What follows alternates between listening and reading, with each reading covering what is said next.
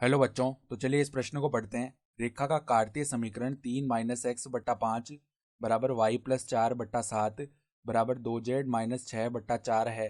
तो इसकी सदिश समीकरण लिखिए। तो देखो, एक रेखा का कार्तीय समीकरण दिया हुआ है और हमें उसका सदिश समीकरण लिखना है। तो प्रश्न में आगे बढ़ने से पहले इस प्रश्न से संबंधित जो मुख्य उदाहरणा है उसकी हम चर्चा कर लेते हैं। तो देखो, मुख्य उदाहरणा, यदि यदि रेखा यदि रेखा किसी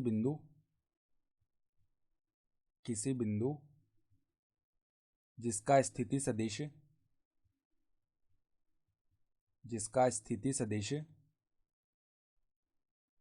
R1 सदिश हो से गुजरे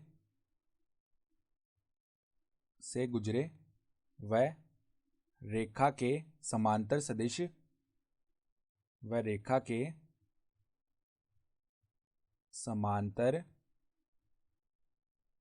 सदिश M सदिश हो, तो जो रेखा का समीकरण है वो क्या होता है। देखो, R सदिश, यानी कि रेखा का समीकरण क्या होता है, R सदिश बराबर में R1 सदिश प्लस में लेमडा M सदिश, ये होता है। ठीक है। तो अब देखो, रेखा का जो कार्तीय रूप है वो दिया हुआ है, क्या है, ये हमारे पास में 3 - x/5 बराबर में y+4/7 बराबर में 2z-6/4। ठीक है। और देखो, बराबर में हम लेमडा मान लेते हैं। तो रेखा का काटते रूप, देखो इसको वापस हम मानक रूप में लेके आएंगे, क्योंकि हम देख पा रहे हैं कि एक्स वाई और जेड जो है उनके गुणांक अभी सभी के गुणांक एक नहीं बने हैं। और काटते रूप में क्या होता है, एक्स वाई जेड सभी के गुणांक एक होते हैं।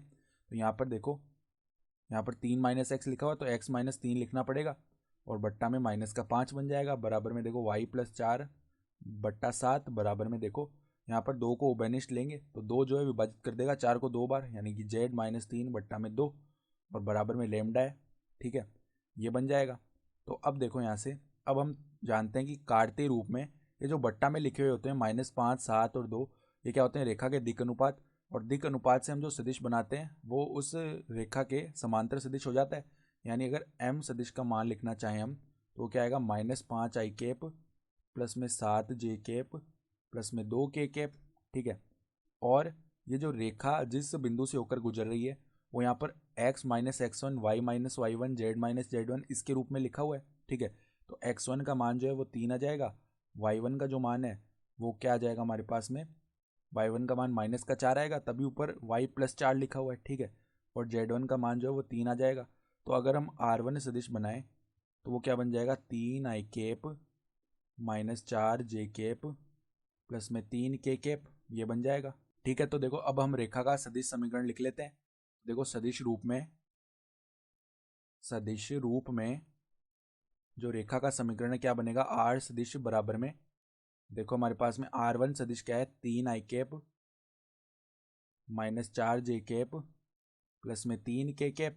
ठीक है। प्लस में लेमडा गुणा M सदिश का मान क्या है, -5i कैप प्लस में 7j कैप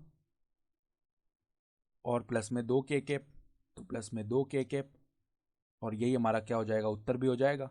ठीक है। तो आशा करता हूँ कि आपको यह प्रश्न समझ में आया होगा। धन्यवाद।